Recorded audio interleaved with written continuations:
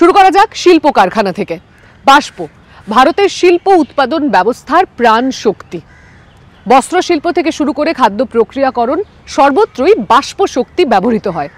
অধিকাংশ ক্ষুদ্র এবং মাঝারি উদ্যোগ আজও জ্বালানির জন্য কয়লা চালিত বয়লারের উপরে নির্ভরশীল, যা ব্যাপক মাত্রায় বায়ু দূষণ ঘটায়। দূষণহীন বাষ্প উৎপাদনের উপায় খুঁজে বের করেছে গুজরাটের কিছু শিল্পোদ্যোগ। বেগুনি, হলুদ, সবুজ কাপড়ে এমন টেকসই রং ধরাতে প্রচুর গরম বাষ্পের প্রয়োজন। এই কারখানার তাপমাত্রা 120 ডিগ্রি সেলসিয়াস পর্যন্ত পৌঁছায়। 12 মিনিট ধরে প্রতিটি কাপড়কে বাষ্পের মধ্য দিয়ে নেওয়া হয়।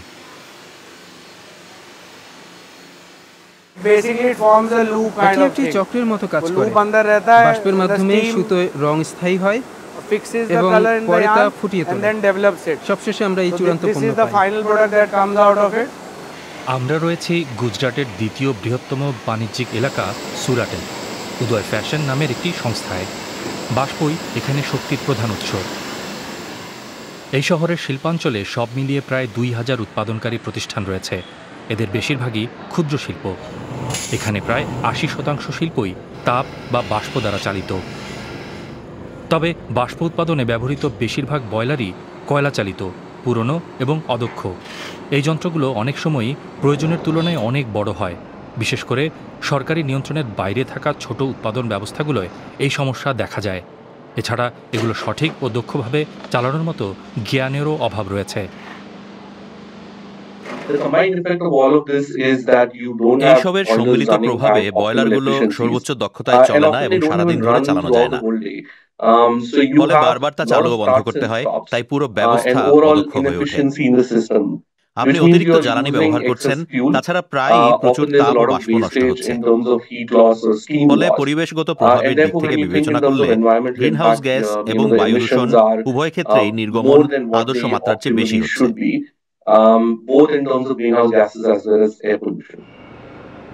পরিস্থিতি উন্নয়নের চেষ্টা চলছে।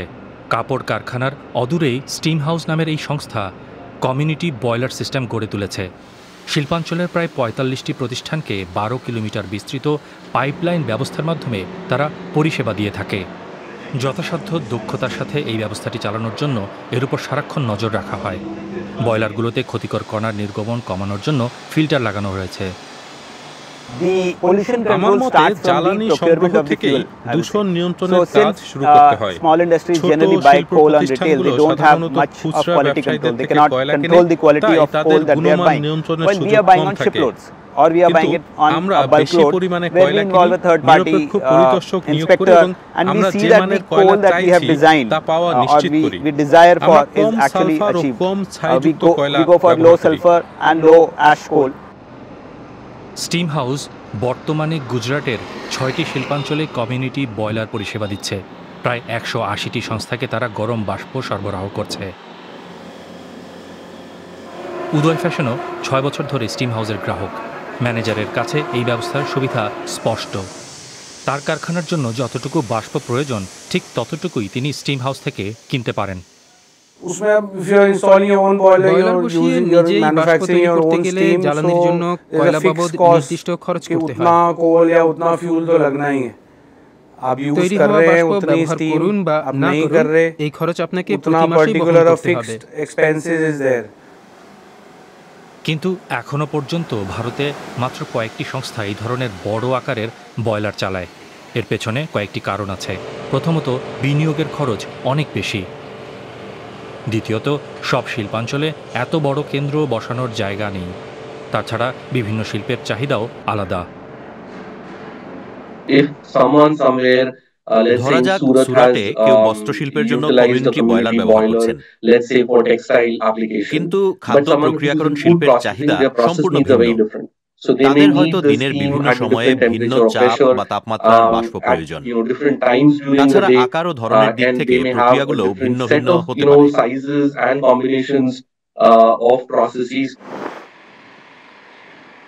আমরা 50 কিলোমিটার দূরের একটি ডেইরিতে যাচ্ছি।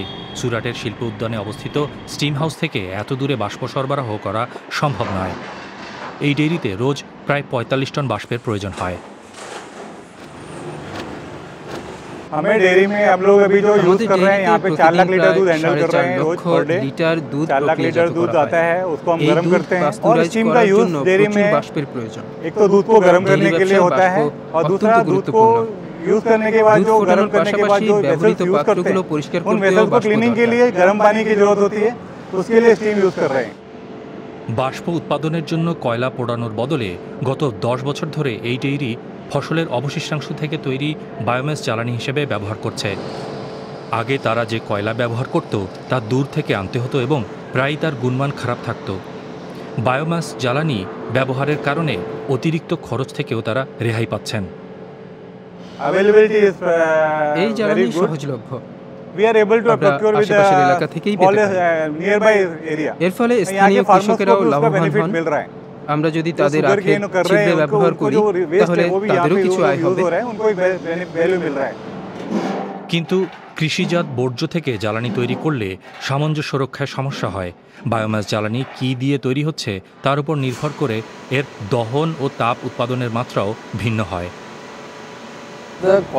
জ্বালানির মান প্রসঙ্গে বলা যায় জৈব কয়লা শিল্প এখনো ততটা উন্নত ও দক্ষ নয়। এতে বেশ কিছু গুণগত সমস্যা রয়েছে। ছাইয়ের পরিমাণ বেশি থাকে, তা থেকে ক্লিংকার বা ঢেলা তৈরি হয়। ফলে জৈব জ্বালানির উপর আমাদের ক্রমাগত নজর রাখতে হয়। কয়লার মান নিয়মিত পরীক্ষা করার জন্য আমাদের নিজস্ব ক্যালোরিমিটার রয়েছে। স্টিম হাউস ইন্ডিয়া কাগজের বর্জ্য ব্যবহার করে ভাপিতে বাষ্প উৎপাদনের পরীক্ষা চালাচ্ছে। পুনর্নবীকরণযোগ্য উৎস থেকে পাওয়া বিদ্যুৎ দিয়ে বাষ্প উৎপাদন করলে তা আরও দক্ষ হতো, কিন্তু ভারতে তা অর্জনে এখনও সময় লাগবে। তবে কমিউনিটি বয়লারকে সেই পথেরই প্রথম পদক্ষেপ হিসেবে ধরে নেওয়া যায়।